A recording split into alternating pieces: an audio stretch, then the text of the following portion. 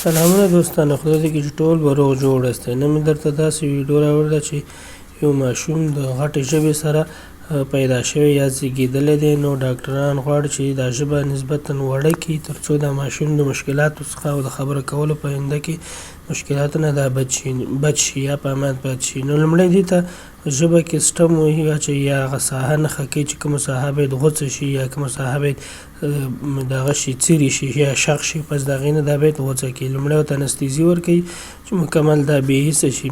پس د هغې نه د لیزر په واسطه یا د جراحي هغه پل په واسطه چې کوم یو برقي دی یا د حرارت په واسطه ګرم شوی دی، د هغې حرارت په واسطه باندې د دې دا ساحه څیرې کوي یا دا ژبه کوي تر څو دا ساحه غوڅه شي او کومه اضافي غوښه چې په دې کې موجوده ده هغه اضافي غوښه دې نه لرې کړي. تاسو ګورئ ورو لګې په قرار دا ساحې غوڅوي او دا اضافه کومه ژبه چې ژبه کې غوښه یا عضلات دي هغه د دې نه لرې کوي او اخواته کوي. ګورئ دغه برقي دی، لیزر غوندې دی یا ګرمونکی دی. ګورئ لیزر دی پړق غوندې کوي، دا عضلې شکوي د دې ژبې څخه.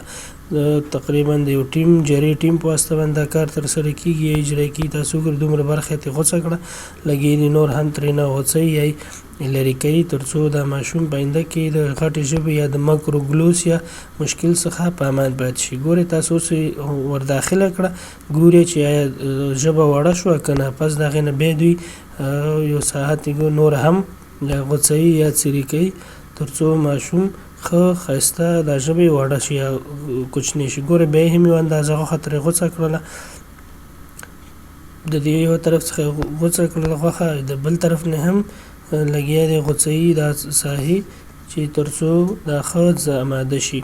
اوس بیرته نو د سوچر کولو برخه ده چې بیرته باید دا ژبه سوچر کړي یا سره وګنډي تر څو دا ماشوم په آینده کې دا هغه مشکلات چې د خبرو کولو مشکلات دي یا د خوراکي موادو تیرولو یا ژولو مشکلات دي هغې نه ماشوم په امان پاتې شي یا هم ترېنه بچ شي.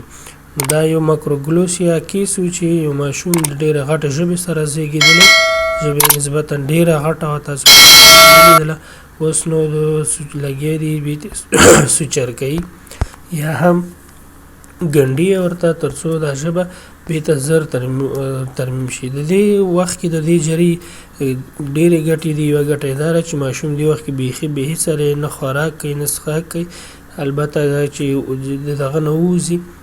ګورئ دا بله برخه هم ترې غوڅه کړله، اضافه واده هم ترې لرې کړله تر څو ماشوم ښه صحیح آماده شي خوراک دپاره په آینده کې. نو ماشوم دې وخت کې ډېر کوچنی دی، یوازې د شیدو سره تغذیه کېږي ځکه خوراک مراک ته ضرورت نشته. دا که چېرته غټ شوی وي دا ماشوم به د ډېر مشکلات سخته کېده یا ډېر مشکلات ورسره مخ کېږي. ګورئ تاسو لومړی عکس وګورئ، دوهم یې وګورئ، ژبه نسبتا ډېره راوړه شوه، ډېره کمه شوله. دا نور هم کوچنی کېږي ځکه هلته اضافه غوښې ترې غوڅې شوې او ماشوم په امان پاتې شو.